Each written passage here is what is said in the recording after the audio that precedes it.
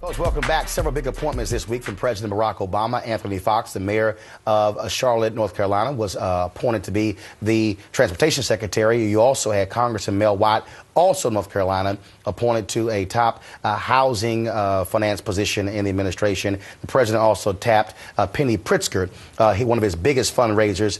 She also one of the heirs to the Hyatt fortune, to be his commerce secretary. I'm going to go to the panel because the appointments of Foxx and Watt answers what has been a significant criticism of the president, and that is a lack of black appointments. Your thoughts about those two appointments, and was it enough to satisfy many of his critics, including the Congressional Black Caucus? I don't think it really. I think we have another bar in the White House now. The fact that the president of the United States just happens to be an American who's black, who's serving his second term, I think the bar is different from him. I actually trust him enough to believe that he knows what he's doing. I think he celebrates diversity in his own way. And I do think it's a major accomplishment of what we have. I don't think he realized the kind of power that he can exert. Now, when you said a bar. Are you saying there's a different standard for a black president than it would be for another president who's white? Absolutely. Democrat? No question. There is. He's black. You cannot ignore it. It's a different standard. Well, I don't think we can ignore it, but I do think that, especially from us, there should be a certain amount of accountability and hope that a president who looks like us would support cabinet positions and appoint people who look like us. I think the one question that remains outstanding, and I've heard a lot of talk about it this week in D.C., is where are the black women? We lost Lisa Jackson, administrator of the EPA, earlier this year. She stepped down. And so I think that people want someone else. Of course, the president has raised Susan Rice's position to a cabinet-level position as UN ambassador.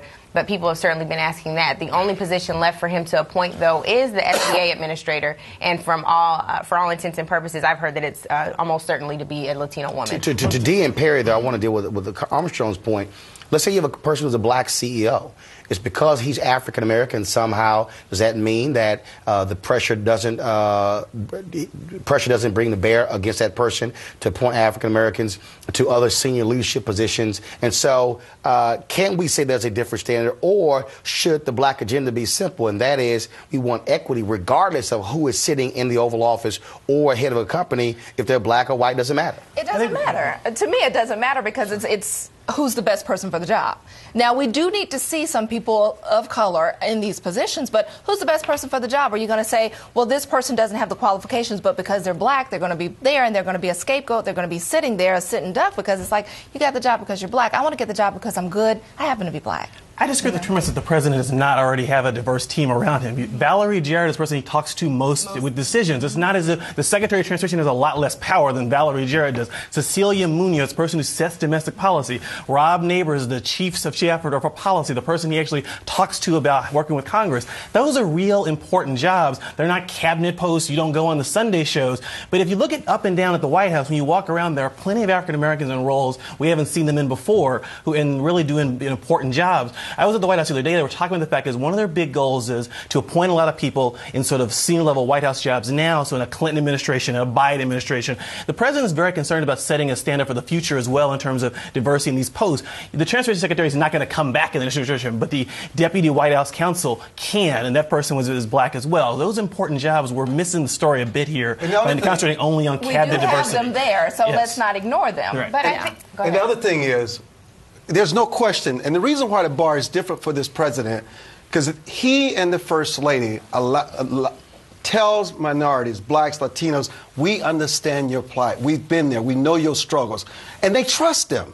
They bring something to the White House that you cannot say that any white president that they're going to trust them to bring. They know us. You're like us. You know our experience. Whether that's true or not is irrelevant. They believe that it is, and they will give him the benefit of the doubt.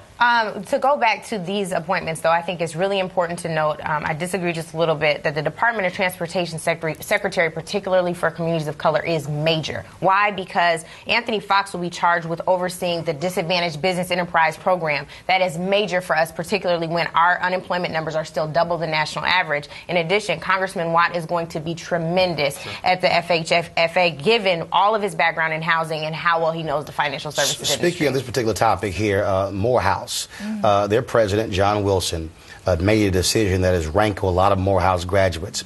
Pastor Kevin Johnson of Philadelphia wrote a column in the Philadelphia Tribune where he was critical of the administration for their appointments. He was invited to be the baccalaureate speaker at Morehouse. The president called him and said, you know, that the timing of this article wasn't too good. The president of Morehouse then changes the format to say we're going to have 3 speakers to offer diverse viewpoints. Pastor Johnson says he was disinvited. The Morehouse president said he wasn't. Frankly, I think the president of Morehouse is dancing around this issue. Yeah. Clearly, he made a decision to change the format because here was somebody who was critical of the president, and the president is coming to speak at the Morehouse graduation. Did the Morehouse president make a mistake in changing his format based upon this level of criticism? Should he have simply said, look, you're a Morehouse graduate, you offered a criticism in an article in the Philadelphia Tribune, so be it. We believe in free speech. You should be the speaker. Your thoughts on this? Morehouse breeds their men to be men of excellence, to have their own minds, to be free thinkers, to be magnificent leaders. So why cower when there's a little criticism here? I think that he should have allowed him to be the speaker, stayed on point, on the plan, and showed the students you can speak out, you can say what you want to say, and still, you know. Go ahead. Well, you know, I think Roland said it all. I mean, listen, just like us on this panel, we all don't agree, but the audience gets to hear different perspectives. They get to grow and learn, and they're not isolated.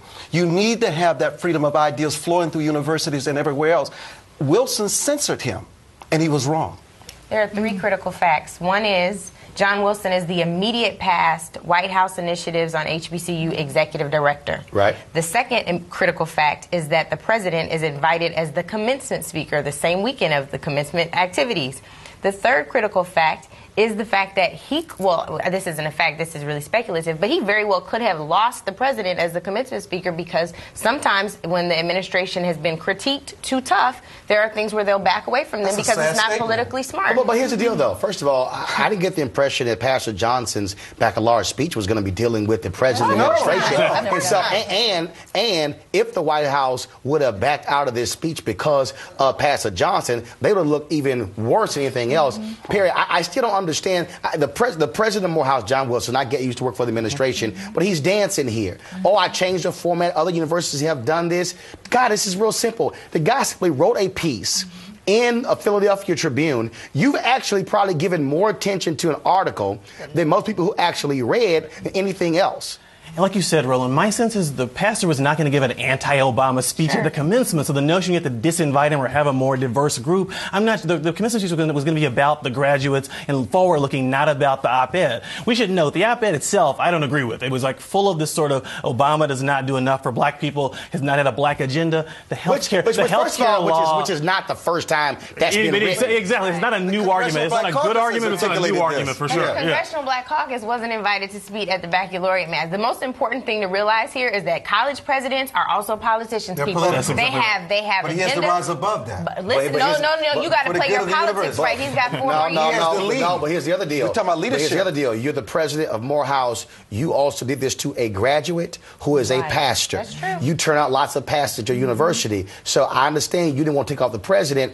Now you've also ticked off your alumni. That could also affect your donations. I'm just saying, I believe the president of Morehouse, John Wilson, created a problem that didn't exist. Absolutely. We should also know, I'm sure if you ask President Obama, what do you think about this, he would not be for censoring anyone or saying someone shouldn't be there. And I think that's an important thing, that he actually likes and respects critics of him and his administration. I think it's important to respect that. Somebody in the administration got to the president of Morehouse and got his ear. He did not act alone. We don't know that yet. We have no facts. That is just my opinion. That's your opinion. There are no facts to back that up. I'm just simply saying, President Wilson of Morehouse, I think you made a mistake. I get the whole dancing around it, but I'm serious. I think you made a mistake here, and you should own up to it. The bottom line is, it's not that big of a deal. So, and that's somebody who's spoken at many commencement speeches, and I've criticized a lot of people. I'm glad some folks didn't play that game as well. And the folks at Central State in Ohio, thanks for inviting me to give the commencement yesterday. All right, Dee, Armstrong, Angela, Perry, we appreciate it. Thanks a lot, Perry. Next time, come back with Pocket Square. All right.